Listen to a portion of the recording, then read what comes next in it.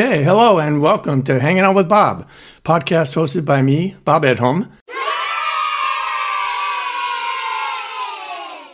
Thanks for joining us, and let's get started. Well, I'm really looking forward to this podcast. My guests today are my brothers, Dave and Tom Edholm. They were guests on my very first podcast. You guys remember that first podcast, right? Yes. Oh, yeah. Okay. Just to refresh our listeners' memories, my brother Dave is a retired school teacher, although he does still some substitute teaching from time to time, and he lives in suburban Andover.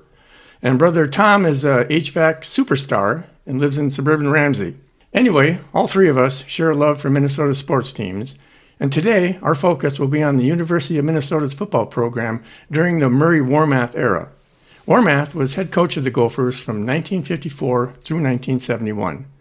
Dave and Tom, welcome back to Hanging Out with Bob. Thanks, Bob. Thanks, Bob. Now, because the Murray Warmath era at Minnesota lasted 18 seasons, we're going to split this podcast into two parts. Part one, which we're recording now, will cover the 1954 through 1962 seasons.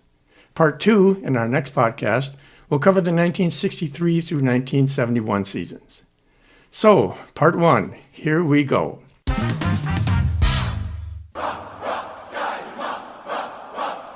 First, just some quick background on the University of Minnesota's football Gophers. Dave and Tom, do either of you have any idea how long the Gophers have been playing football? Just take a guess. I think it's over 100 years. Yeah, since like the 1890s, right? I know they Yeah, have you're in the ballpark. The Gophers actually began playing football in 1882. Wow. That's 5 years before Grandpa Edholm was born. Yeah. Chester Arthur, with his big old bushy sideburns, was president of the United States. Let's look up his photo sometime just to see those sideburns. And the future U.S. president, Franklin Delano Roosevelt, or FDR, was born in 1882. But I digress. Back to Murray Warmath.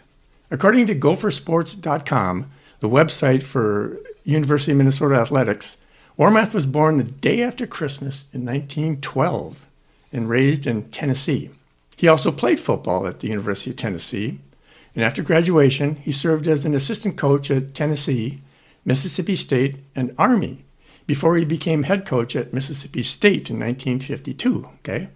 And then in 1954, 2 years later, he moved up north to become head football coach of the Gophers. Just a quick aside, guys. Do you know who the U tried twice to hire as their football coach? Once in 1950 and again in 1953? Bud Wilkinson. Oh, very good. Yeah, very good, very good.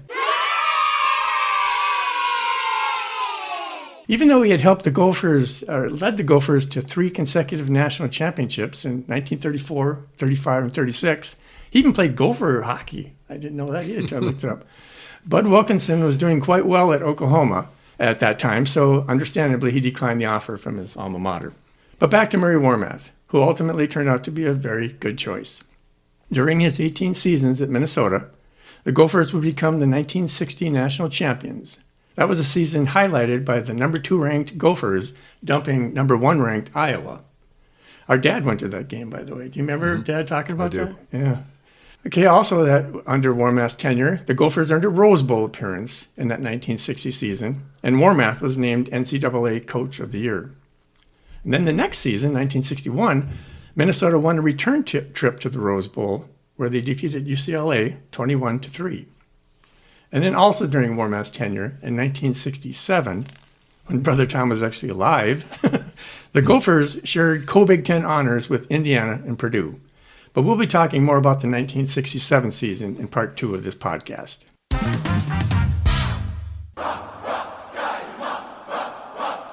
So in both part 1 and part 2 of this podcast, we're going to cover these points regarding the 18 seasons of the Murray Warmath era. First, we'll give you the Gophers' record in each season, overall record where they finish in the Big Ten, the record at home, and the record on the road. Second, we'll let you know which team won the Big Ten Conference in each season, as well as which team won college football's national championship that year. Third, we'll give you the average attendance figures for the Gophers' home games played at Memorial Stadium in each of those seasons, as well as the home game with the largest attendance season. And the reason I'm doing this, guys, is you're going to see how attendance figures change over the 18 years. Fourth, we'll tell how the Gophers did in their trophy games. Those are the games against their three biggest Big Ten rivals, which were the Michigan Wolverines, for the Little Brown Jug, the Iowa Hawkeyes, for Floyd of Rosedale, and the Wisconsin Badgers, for Paul Bunyan's Axe. Fifth, we'll give you the names of consensus or unanimous All-Americans that the Gophers play against in each season. And you'll recognize many of these names because they went on to professional football careers in the NFL or elsewhere. Sixth, because we're a Minnesota-based podcast, we'll list the names of players and sometimes coaches who might have faced the Gophers and went on to play or coach for the Vikings in the NFL. And seventh, finally, we'll list the names of Gopher players who received individual honors in each of those seasons, from the team's own MVP award to anyone who is named to all Big Ten or All-American teams.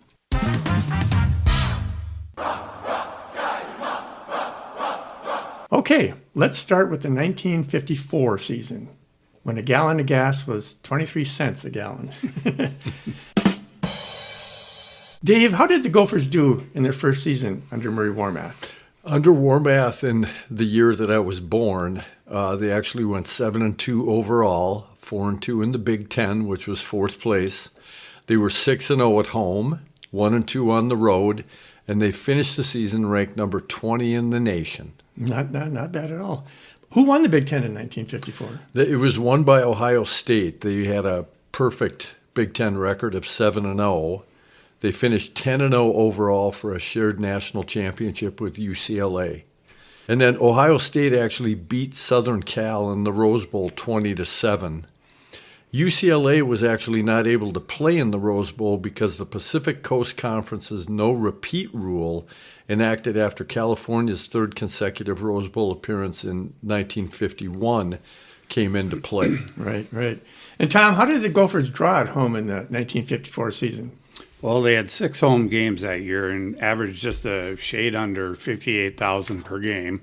Their season high for that year was 464 against Iowa. They ended up winning that game 22-20. So Floyd of Rosedale stayed in Minneapolis that year. Okay. And then how did the Gophers do in their other 2 trophy games, Tom? Well, just like their contemporaries, they lost them both. They're only 2 losses of the season, but both were shutout losses. They lost to Michigan 34-0 and Wisconsin 27-0. So they didn't retain the Little Brown Jug or the Axe that year. And those were their only 2 losses of the year. Mm-hmm. Right, thanks, Tom. And here are the consensus or unanimous All-Americans that the Gophers faced in 1954.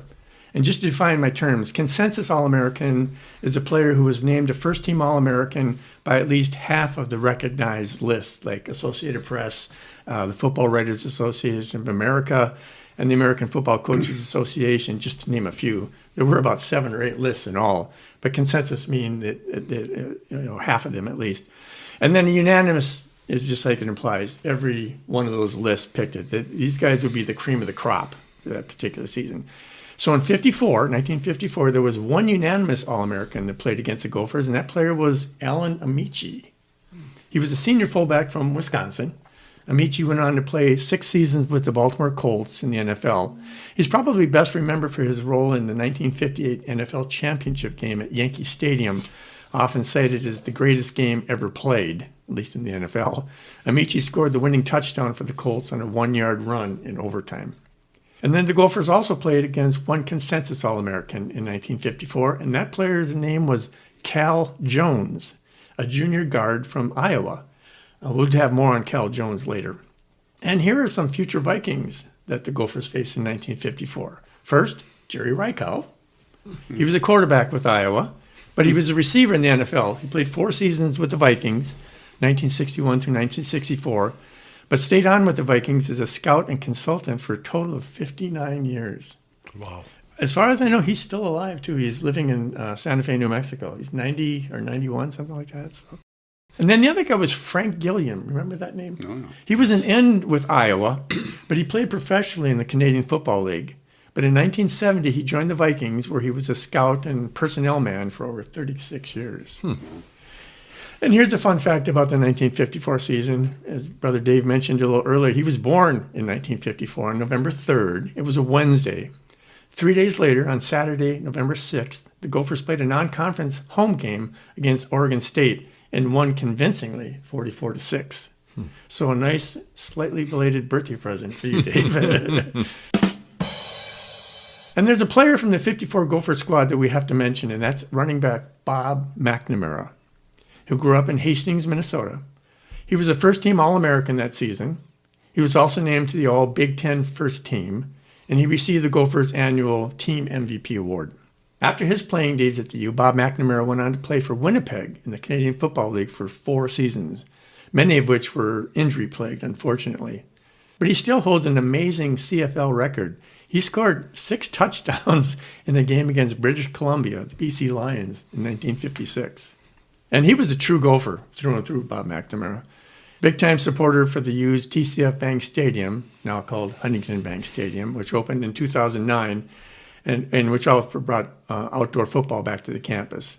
And McNamara passed away in 2014 at the age of 82.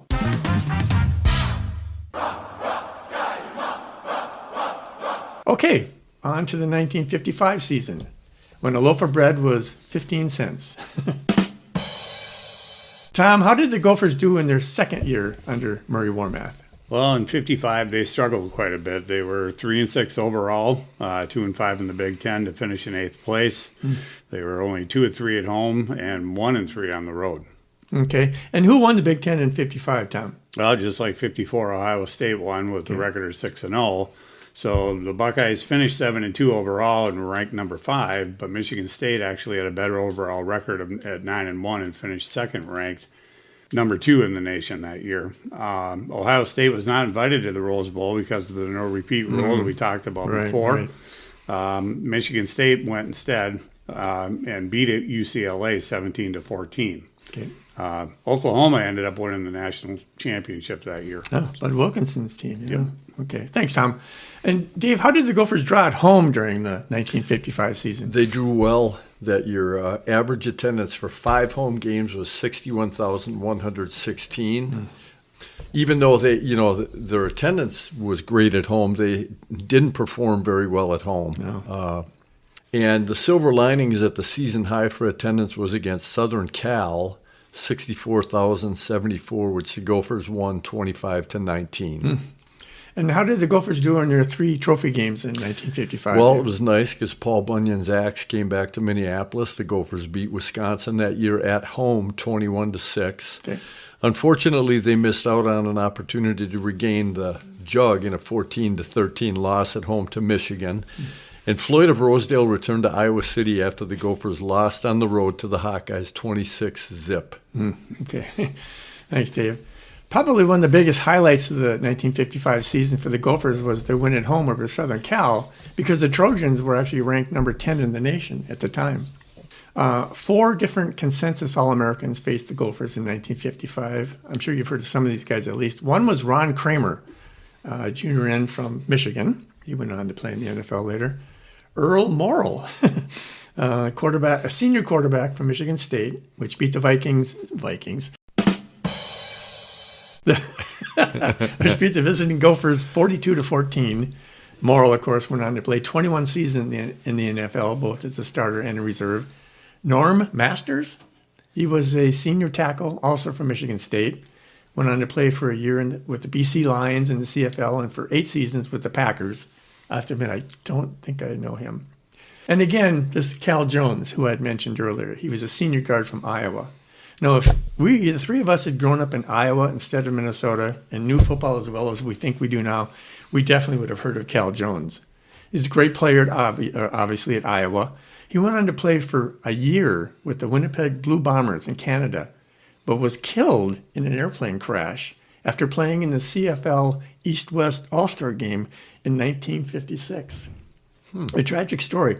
On December 9th, 1956, Jones had overslept for his scheduled morning flight from Vancouver, so he scheduled an afternoon flight to stop at Calgary and then travel to Winnipeg.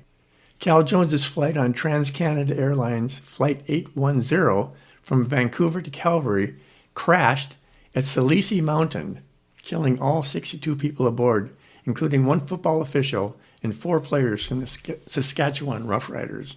Just a tragic story. But, it sounds like he had the potential to be just a great player. He was in college, so. Anyway, there were no All-Americans or all Big Ten honors for the Gophers in the 1955 season, but their quarterback, Don Swanson from Minneapolis, was awarded the Gophers Team MVP award.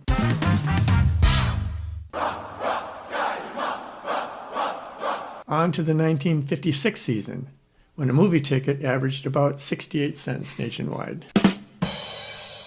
Dave, after the disappointing 3-win season the year before, how did the Gophers do in 1956, their third season under Murray Warmath? They actually bounced back very well. They went 6-1-2 overall, 4-1-2 in the Big Ten, which was third place in the conference. Had a much better home record, 4-1-1 and 2-0-1 on the road, and they ended up finishing 12th in the AP poll and 9th in the UPI poll. Yeah, okay. Who won the Big Ten in 56, Dave? That was actually won by Iowa. They had a 5-1 record. They finished 9-1 overall. Their only loss in 56 was to Michigan, which finished second in the Big Ten at 5-2. The Hawkeyes went on to beat Oregon State 35-19 in the Rose Bowl and finished the season ranked number 3 in the nation. Oklahoma won the national championship again in 1956. Wow, Iowa really had a good year. Okay, Tom, how did the Gophers draw at home in 1956? Attendance, it looks like it was really good. They had six home games. The average attendance was 62,109. Their season high was again for the Iowa game at 64,235. Gophers got dumped in that one, 7-0. Floyd of Rosedale obviously remained with the Hawkeyes for another year. And then how did the Gophers do in their other 2 trophy games in 1956, Tom? Well, they got the little brown jug back with a 20-7 win on the road against Michigan, and the Axe stayed in Minneapolis because they tied Wisconsin on the road 13-13. Those attendance figures just blow me away when I think about it. Yeah. Because we remember Memorial Stadium, but I was never in there when there was even 50,000. You might have seen some games. Right? Maybe I saw 50,000, but certainly not 60,000. Right. When they played OG, it would have been, I think, autumn of 68. Right. I'm pretty sure that was a sellout, but that's one of the only times. Yeah. Tom, you might agree with me because we did attend the game in 77 when they upset Michigan. That game probably started off with maybe 45,000 people in the stands, but it almost seemed like more and more people kept showing up. By third quarter, it was full. It was. It was. Front runners back then, too. But what's curious is the 54 and 55 season, or 56 seasons had 65,000 people there. Where the Iowegians invading Memorial, like they had a lot to do with it. Yeah, I'm sure. To Iowa's credit, their fans travel about as well as anybody. Yes, and come up to Minneapolis, it's not that big a deal. Right, so right. By the way, the other tie in the Gophers' 56th season was at home against Northwestern, 0-0. Ooh. The Gophers had been a 14-point favorite and moved the ball well in the game. They outgained Northwestern 271 yards to 142, almost 2-1. But unfortunately, the Gophers also turned the ball over on fumbles 3 times, including one at Northwestern's goal line. It was a heavy rain that day, and I'm sure that really, screwed things. You can imagine how that field was, too. I mean, it must have just been a mud bowl playing there. So there were not 1 but 2 unanimous All-Americans that the Gophers played against in 1956. Again, Ron Kramer, senior in from Michigan. Kramer was the Green Bay Packers' first-round draft pick in the 1957 NFL Draft. He played 8 seasons with Green Bay. He was an All-Pro in 1962 and 2 seasons with the Detroit Lions. Then a guy named Joe Walton, a senior in from Pittsburgh, which lost to the Gophers 9-6 at Memorial Stadium. Walton was a second-round draft pick by Washington. He went on to play 8 seasons in the NFL, 4 with Washington and then 4 with the New York Giants. He eventually went on to become head coach at Robert Morris University for 20 seasons. I'll have to admit, I had never heard of him until I researched this. And then, again, future Viking scout Frank Gilliam, this time his senior year at Iowa, played against the Gophers. He was named a second-team All-American. What position did Gilliam play? Well, it just listed as end, but remember that back then that was single platoon football. So maybe he was like a receiver when they had the ball, and then maybe he was a line edge rusher, or maybe he was a linebacker. I don't know. They just it's curious. It didn't really specify what he played, but most players are two-way. Right. So. Right. And for the Gophers, there are a couple of individual honors to mention regarding the 1956 season. Tackle Bob Hobart from Minneapolis was named a first-team All-American and first-team All-Big Ten. Hobart went on to play 7 seasons for the Winnipeg Blue Bombers in the Canadian Football League, and his team won the Grey Cup, the CFL's version of Super Bowl, in 1958. Now here's the name I'm going to throw out at you guys. Quarterback Bobby Cox out of Olympia, Washington, not to be confused with the former Atlanta Braves manager, Bobby Cox. He was awarded the Gophers Team MVP award. And I'll be honest with you guys, I was 3 years old during the 1956 season. I had never heard of Bobby Cox until I started my research for this podcast. Had either of you guys heard of that name before? I had heard of him, but only because of, a book that Dad may have had that highlighted some Gopher seasons. But I had heard of him. I would find it interesting that they recruited a guy from Olympia, Washington. It'd be interesting to do a deep dive and find out a little bit more about recruiting back then, because that seems like a long distance for somebody to come here. I don't think it was one of those deals where like he was a senior in high school and they said, would you like to play at Minnesota? I have a feeling he might have been with some other teams. That's a good question. I'm sure that a book I'm going to allude to later might explain a little bit more about his background. But the interesting thing about it was Bobby Cox was actually on the cover of Sports Illustrated on November 4th, 1957, with the caption that read, Bobby Cox of Minnesota, best college quarterback. It's like, and he's right on the cover. He's wearing one of those classic Gopher helmets with the numbers on the side. Yeah, no face mask. and it was just classic look. But honestly, I'd never heard of the guy. But he never did win All-American, or did he? No, he didn't. He won the team's MVP award. I think he had flashes of brilliance, but it wasn't like he could put a whole season together. So that may be a good podcast for me just in the future to talk about this guy. He stayed in Minnesota. I think he had like a travel agency or something, and he lived to be, in his late 60s. He died at the beginning of 2003. So anyway.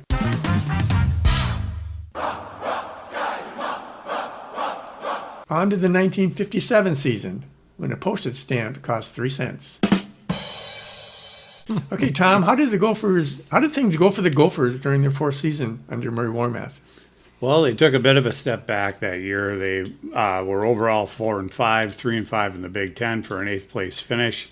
They were 3-2 at home, but only 1-3 on the road. Okay, and then who won the Big Ten in 1957? I sound like a broken record here, but Ohio State won again with a 7-0 record and finished 9-1 overall. They went to the Rose Bowl, beat Oregon 10-7, and shared the national championship with Auburn. Auburn, okay.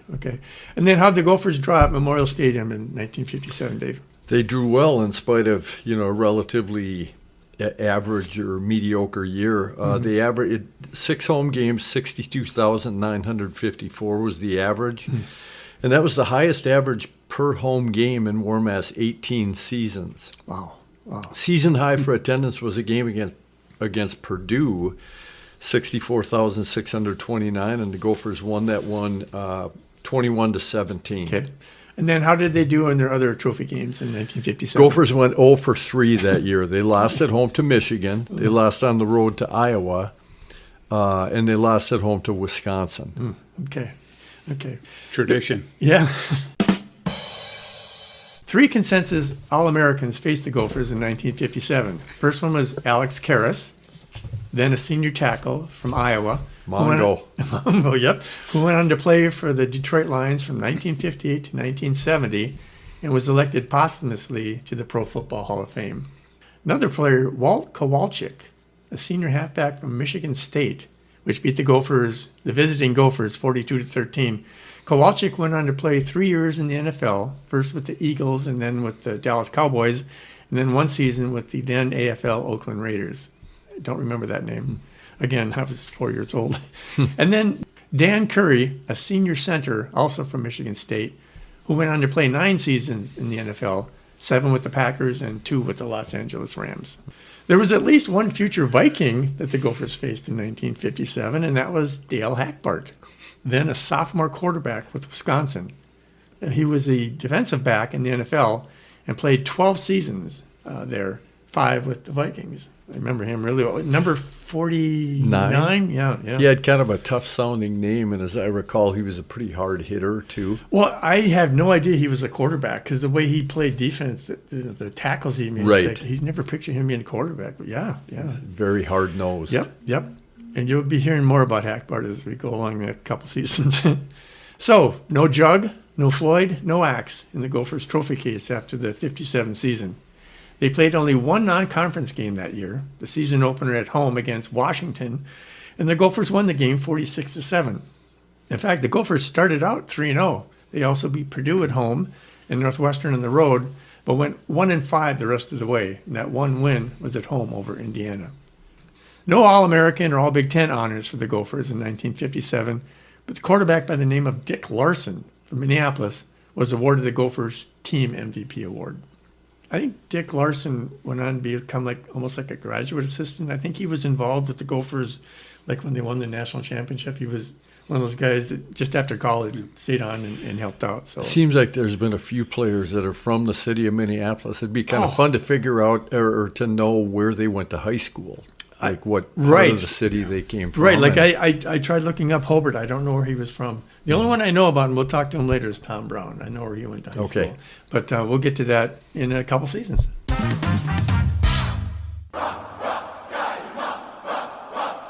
On to the 1958 season, when the average yearly income was $4,650.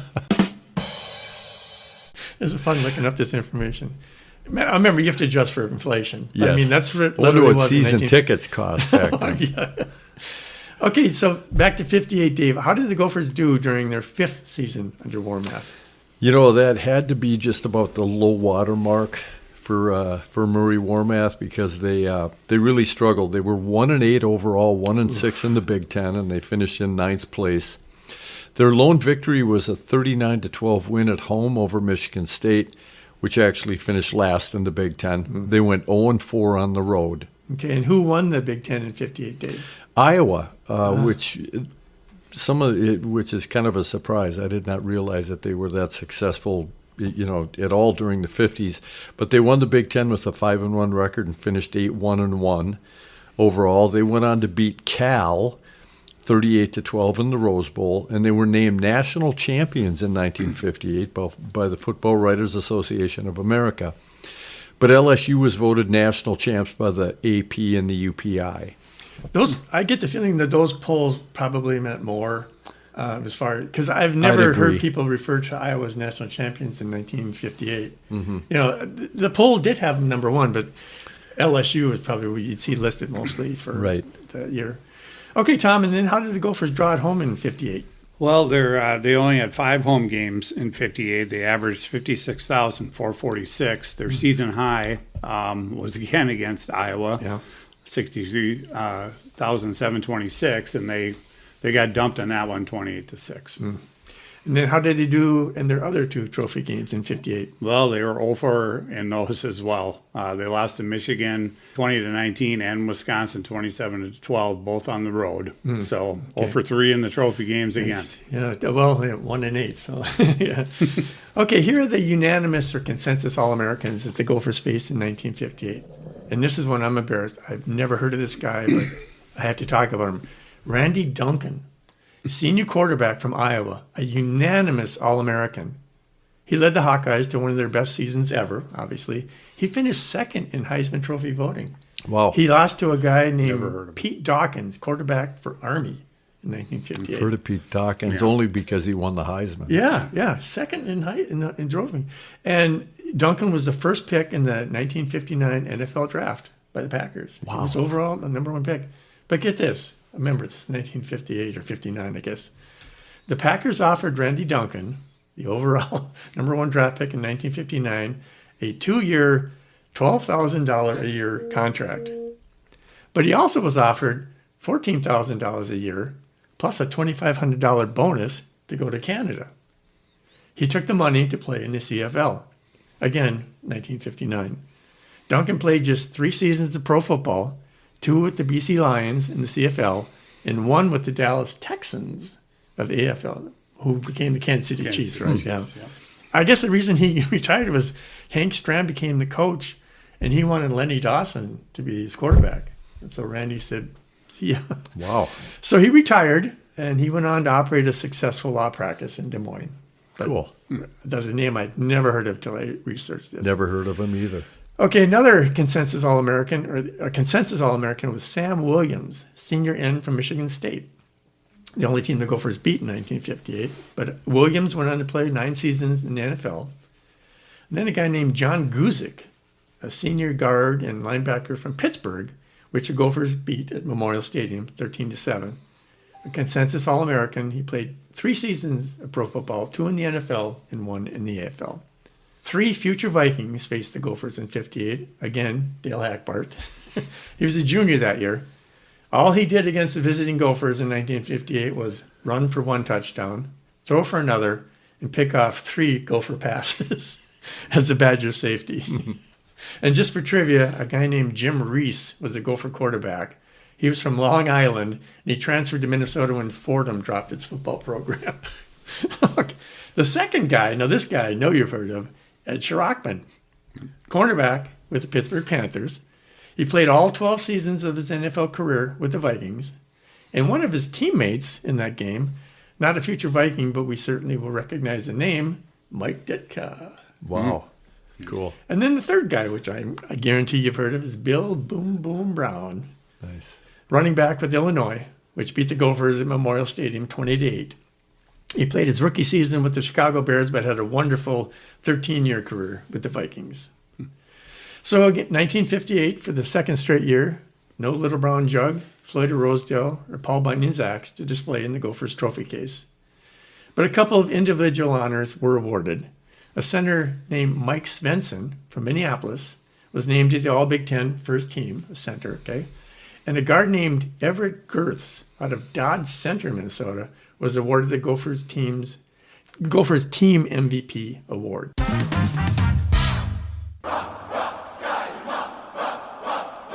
On to the 1959 season, when the federal hourly minimum wage was $1. Tom, was the 1959 season any better for the Gophers? They're 6th under Murray Warmath. No, unfortunately not. Their overall record was 2-7, 1-6 in the Big Ten for last place. Oh, the last, okay. Yeah. Their lone Big Ten win came at home against Indiana, and they also won a non-conference game at home against Vanderbilt. So. Okay. And who won the Big Ten in 59? Wisconsin actually won the Big Ten with a 5-2 record and finished 7-3 overall. They got beat soundly by Washington in the Rose Bowl, 44-8. Always a good day. Yes, always a good day. They finished Wisconsin finished the season ranked number 6, and Syracuse, then an independent school, they didn't become part of the Big East until 91, won their only national championship in 59. And Dave, how did the Gophers do for attendance in 59?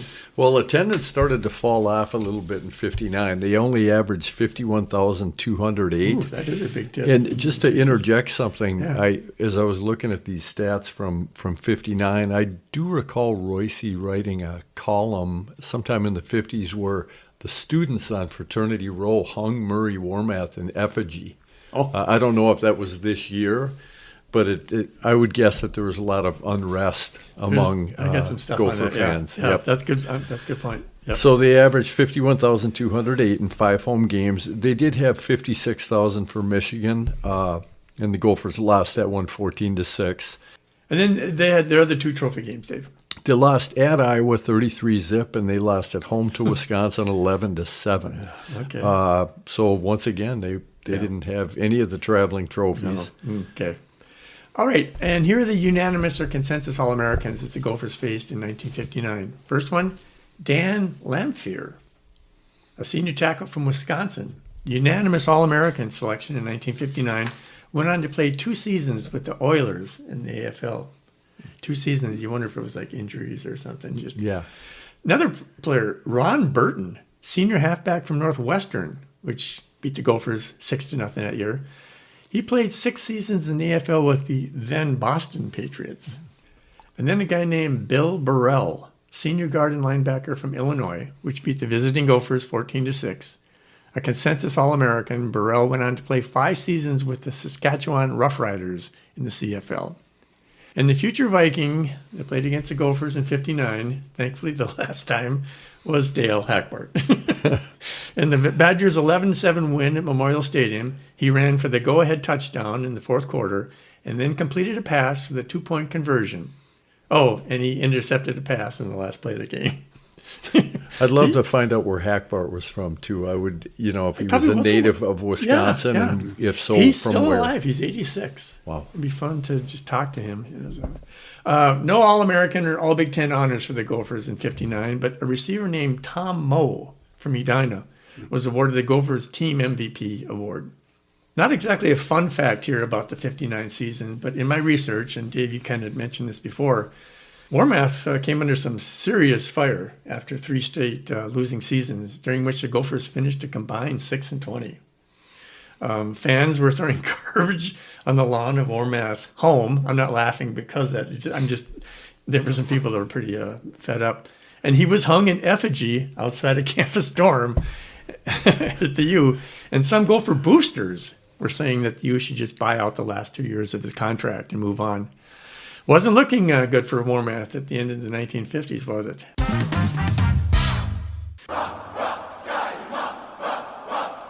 On to the 1960 season, the year in which aluminum cans for soft drinks were introduced for the first time. There's a reason for that phrase, it's always darkest before the dawn, though. Dave, here's a fun question. You get to answer this. How did things go for the Gophers in the 1960 season? Well, after the 3 straight losing seasons, they made a dramatic turnaround in 1960. They went 8-2 overall, 6-1 in the Big Ten, tied with Iowa for first place, although they ended up beating Iowa that year. They went 5-1 at home and 3-1 on the road. So it was very successful. Yeah, that was it. That is a turnaround. That's a real turnaround. And how'd they do at home for attendance, Tom? Well, they had 6 home games in 60 and averaged just a shade over 57,000 per game. Their season high attendance, again, was against Iowa. They had over 65,000 there for that one. And the Gophers won convincingly 27-10. 1960 was also the last year for Forrest Evashevsky as the head coach of Iowa. Yep.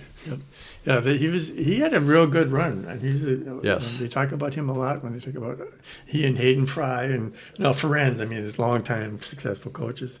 Then, Tom, how did the Gophers do in their other 2 trophy games? They actually did really well. They won at Michigan 10-0 and at Wisconsin 26-7. Yeah, okay, thanks. So the Gophers won their 6th, and it's still their most recent national championship in 1960. Murray Warmath was named NCAA Coach of the Year. The Gophers finished first in both the AP and UPI polls. The voting was held prior to the Rose Bowl, which is a good thing because the Gophers lost to Washington 17-7 in the Rose Bowl on January 2nd, 1961. That's funny when you think about it. They voted championships based on regular season. The bowl games were kind of like, oh, well, it's a nice thing. Let them go in the sun and the warmth, and but the regular season was the key. Rather than now, they wait till. Well, now they actually have a national championship. Right. They play together. I don't know for certain if it's still up, but that game against Washington, the Rose Bowl game is actually, at least it was a few years ago, was actually on YouTube. Yeah. You can actually see the game in its entirety. Yeah. It was interesting to watch. Well, guard Tom Brown from Minneapolis Central High School, just like Prince. Could you have more contrast in student body? Not at the same time, obviously, but he was named a unanimous All-American and the Big Ten's most valuable player. Also, along with Brown and Tom Hall from Wilmington, Delaware, and center Greg Larson from Minneapolis were named to the All-Big Ten first team. More honors for Tom Brown. By the way, he's still alive. He's 88 years old as of May of 2025. He was awarded the Outland Trophy, which is given to the best college football interior lineman in the nation. He finished 2nd in voting for the Heisman Trophy. Wow. A lineman. And then he received the Gophers Team MVP award. Consensus or unanimous All-Americans who played against the Gophers in 1960? Actually, none.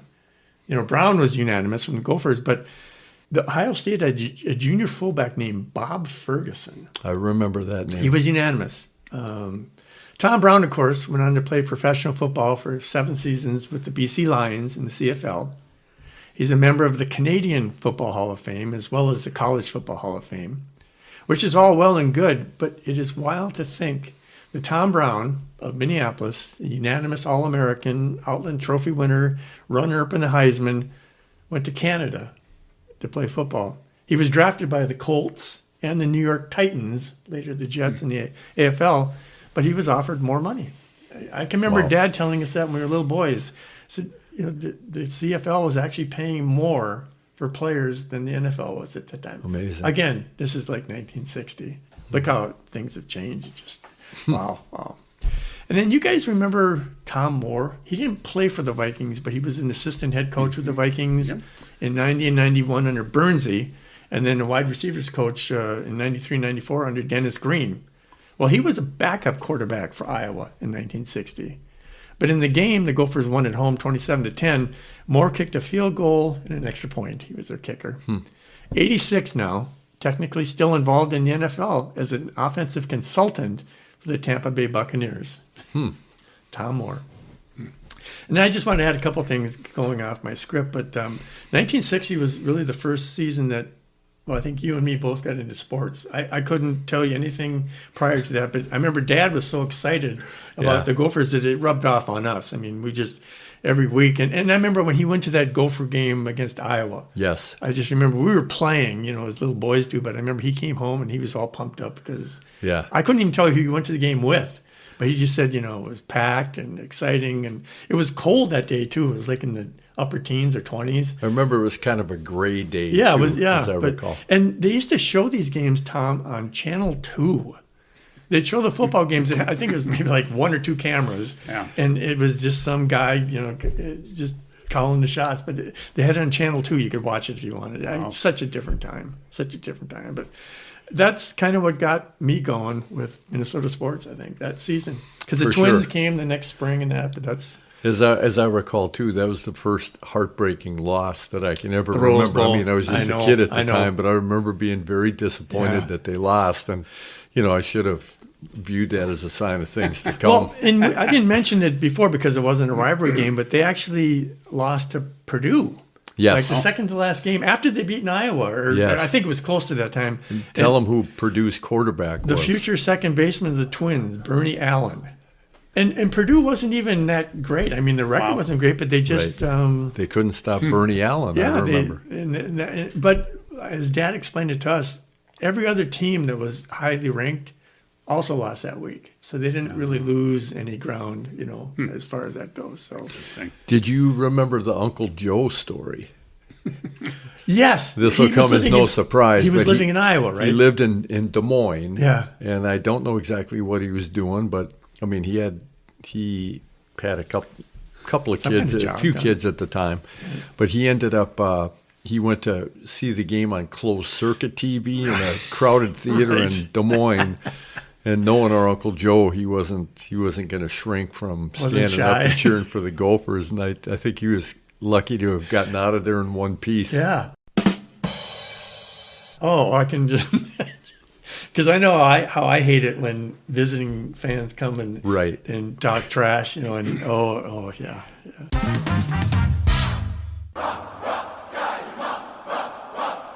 On to the 1961 season, the same year in which Aaron Moran, who played Joni Cunningham on the sitcom Happy Days, was born.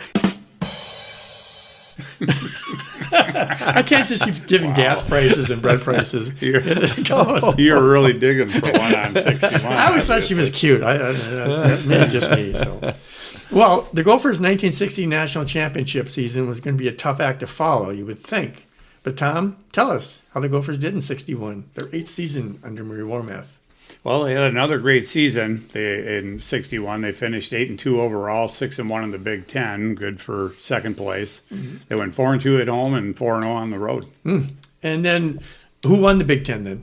Ohio State won it that year, 6-0 record, finished 8-0-1 overall. They tied TCU 7-7 in their season opener. That was their only blemish. Yeah. No, wow. Yeah. The Buckeyes also were named national champions by both the Football Writers Association, or by the Football Writers Association, but Bama was voted national champs by the Associated and United Press International. So. All right, thanks, Tom. Just to show you how major college football has changed over the years, at The Ohio State University in 1961, there had been a growing conflict between academics and athletics over Ohio State's reputation as a quote-unquote football school. The result? A faculty council at OSU voted to decline an invitation to the Rose Bowl, resulting in much public protest and debate. In other words, you know what hit the fan at Ohio State.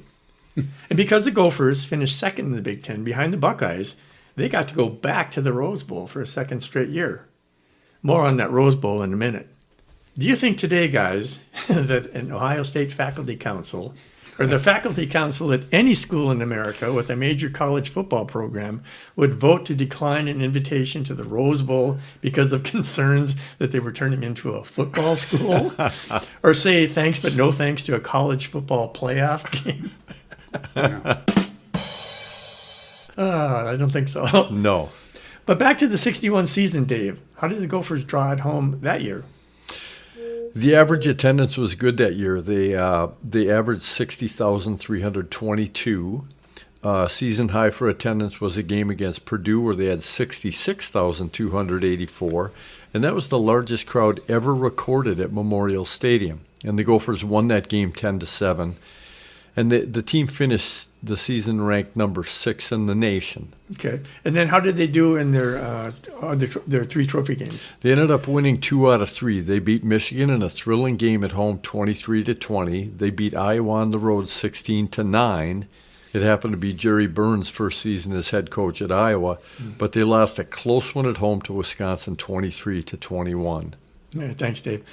I think the 1961 season was just as impressive as the national championship season, actually. For one thing, in 61, the Gophers didn't sneak up on anyone.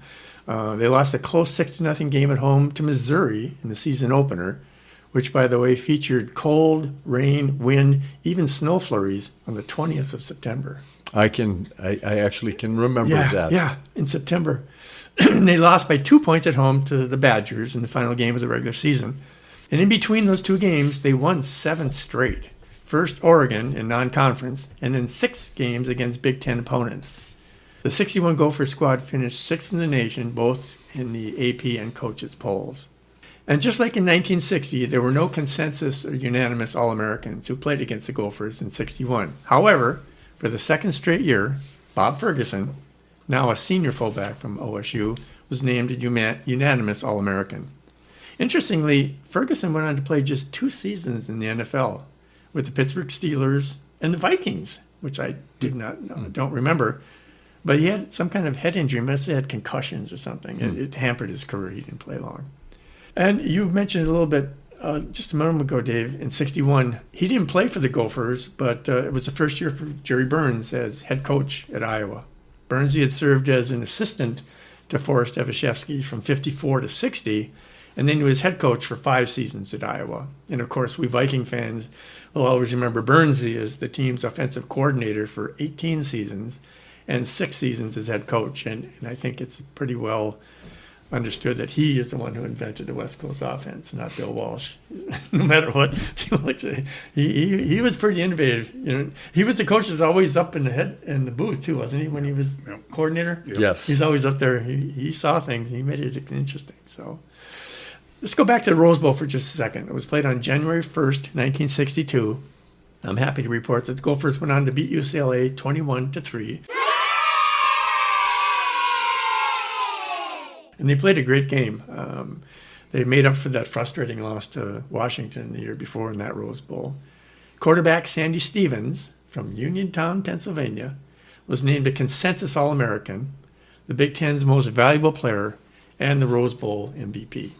Tackle Bobby Bell out of Shelby, North Carolina, was also named a consensus All-American in All Big Ten. By the way, Sandy Stevens, for whom we could and I probably should record a podcast someday about his playing days with the Gophers, finished 4th in voting for the Heisman Trophy. He was also awarded the Gopher Team MVP award. Sadly, Sandy Stevens passed away on June 6, 2000, of a heart attack. He was 59 years old. But his jersey number 15, was also retired on November 18, 2000.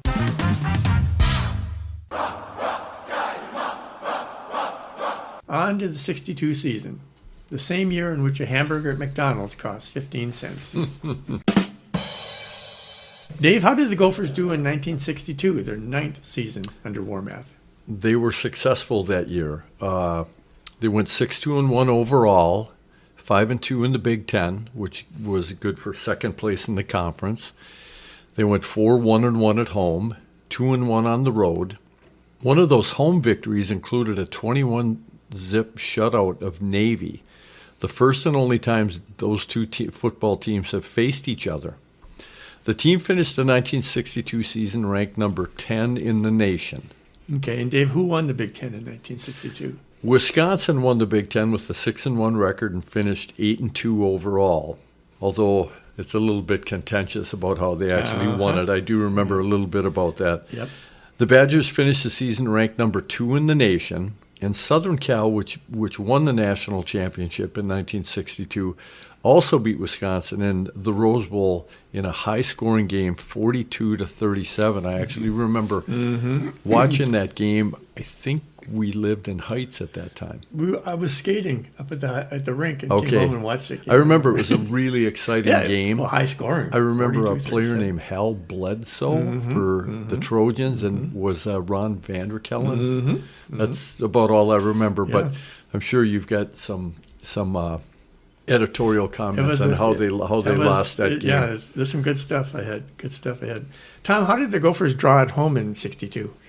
Well, their average attendance for their 6 home games was 61,367. But again, their the high water mark for that season was against Iowa, where they drew over 65,000. And the Gophers actually won that game 10-0. Okay. And then how about their other 2 trophy games then? Well, the Gophers won at Michigan 17-0, but lost at Wisconsin 14-9. Tough loss for the Gophers because both the Gophers and Wisconsin had 5-1 records in the Big Ten going into that final game of the season. Had the Gophers defeated Wisconsin in that game, they would have won the Big Ten championship. Yeah. Thanks, Tom. I want to share something with you, Tom, because it's about you, but I'm coming up to this now. It's not bad. It's a cute story. When the Gophers lost that heartbreaking game at Wisconsin on November 24th, 1962, you'd been born just 4 days earlier, on November 20th. Dave, you can corroborate or correct me on this, but I believe that you and I were with Dad. Were we listening to that game? I don't think it was on TV. We were listening to the game. Okay. And Tom, I think he came home from the hospital that day. It was a Saturday. I'm not sure it was that day, Okay. but he had obviously come home. It hadn't been long, though. It hadn't been long. He's 4 days old. From Swedish hospital that Yes. morning. Anyway, he was sleeping in his little bassinet or whatever. I don't know Now, what was room. his bassinet, as I recall, I thought his bassinet was in what became the den or the dining room? I think that's where we were listening to the game. Okay, yes. I think the first 2 or 3 years of my life, that was my room. That may have been, yeah. Anyway, here's what went down on that Saturday afternoon on November 24th, 1962. Like you said, Tom, Wisconsin beat the Gophers 14-9 in Madison to win the Big Ten championship. They did it by scoring a touchdown on a drive that was extended after a controversial roughing the passer penalty on Bobby Bell. On that controversial play, the Gophers initially thought they were on their way to another Big Ten title after Gophers linebacker Jack Perkovich had intercepted a tipped pass by Bobby Bell with just a few minutes left in the game. Bell said after the game that he thought he had gotten his hand on the ball as he hit Wisconsin quarterback Ron Vanderkellen, but one official saw things differently and flagged Bell for roughing the passer, which gave the ball back to the Badgers. Warmath himself got an unsportsmanlike penalty after that play because he pulled on the sleeve of another official by the sidelines to ask why that penalty was called on Bobby Bell. Can't pull on the sleeve of an official, no matter what's going on. So instead of the Gophers having the ball at midfield late in the game, that roughing the passer and unsportsmanlike penalty gave the Badgers the ball on the Gophers' 13-yard line. Wow. Now, and then Wisconsin then completed what was an 80-yard scoring drive with a 2-yard touchdown run to take the lead with with a minute 37 left in the game. Gophers tried to put one last drive together, but a pass from quarterback Dwayne Blaska, an Anoka guy, he was intercepted in the Wisconsin end zone. So they tried. So I don't recall that. In other words, they drove it all the way down the field and actually he was intercepted. He threw the ball in the end zone, but it got intercepted. Wow. And that's how it ended. Wow. And the reason I'm rehashing that painful memory, at least from the perspective of Gopher fans, is that you, Tom, just a few hours short of being 4 days old, woke up crying just as that game was ending. Had to be because of that final result, right? It wasn't because you were hungry or 4 days old. But it's just so funny. You and I and Dad are all super disappointed, and then Tommy's just crying. Tommy starts crying. Well, I've been crying over Minnesota sports I'd now never for say something 60 years. Never change. Yeah. I got on that road early and have never left it. So. Yeah. 3 consensus All-Americans faced the Gophers in 1962. There was Pat Richter, a senior tight end from Wisconsin, who went on to play 8 seasons for the Washington Redskins. And after his playing days, he was named athletic director at Wisconsin. His most famous hire, of course, was Barry Alvarez in 1990 as head football coach there. Also, a guy named George Symes, a senior fullback from Michigan State, which the Gophers beat on the road 28-7. Symes went on to play 10 seasons in the pros as a defensive back. Full disclosure, I've never heard of him either. No. Finally, a player named Jack Severchko, senior guard from Northwestern, which beat the Gophers 34-22 at Memorial Stadium. Severchko was drafted by the Packers in 1963, but a chronic injury prevented him from ever playing in the NFL. Severchko. I had to look at, I got the spelling, but I thought, how do you pronounce that? It was Cvercko. Severchko. Now, despite that heartbreaking loss at Wisconsin, lots of individual Gopher players were honored in the 62 season. Bobby Bell was a unanimous All-American. He was also named first team All-Big Ten for a second straight year. Guard Julian Hook for Robbinsdale, Minnesota, and John Campbell from Wadena, Minnesota, were also named to the All-Big Ten first team. In addition, junior tackle Carl Eller from Winston-Salem, North Carolina, and senior defensive end Bob Prodzik, a Chicago guy, were named to the All-Big Ten second team. You know, I read a story where Eller, who was with Murray Warmath in the days before his former coach died in 2011 at age 98, he said Warmath was still heartbroken over that Wisconsin loss in 1962. Wow. Eller said that Warmath never forgave the officials for that roughing the passer penalty on Bobby Bell, and it haunted Warmath for the rest of his life. Wow. Back to Bobby Bell for a second. Like Tom Brown 2 years earlier, Bell was awarded the Outland Trophy in 1962 and received the Gophers team's MVP award. Bell, of course, would go on to play for the Kansas City Chiefs in the NFL for 12 seasons, including the season when the Chiefs beat the Minnesota Vikings in Super Bowl IV in 1970. He was also elected to the Pro Football Hall of Fame and the College Football Hall of Fame. And here's a fun story about Bobby Bell. He left the U just 13 credits short of a degree to go play for the Chiefs. At the age of 74, he completed his college degree at Minnesota by finishing the 3 remaining courses he was required to take. He graduated on May 14th, 2015, more than 50 years after leaving college to play pro football. He said he did it to honor his father, who many years before had given his son a gold watch so he would never be late for class. And this is the part I love. Bell wore that same gold watch 55 years later during his graduation ceremony. Cool. Is that a great story? It's a great story. I actually got choked up reading that. So.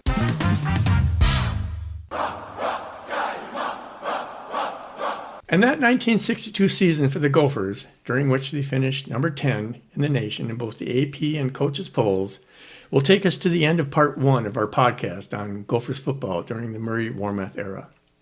In part 2, we'll talk about the seasons from 1963 to 1971. Dave, Tom, this is fun, isn't it? Lots of fun. Talking about Gopher football. great to get together again with you guys, too, to record another podcast. So thanks a lot, both of you guys. Thank you. And again, to our listeners, thanks for hanging out with me, Bob Edholm, and my brothers, Dave and Tom Edholm. Be sure to catch part 2 of the Murray Warmath podcast, the former head coach of the Gophers, wherever you listen to your podcasts. And until then, bye.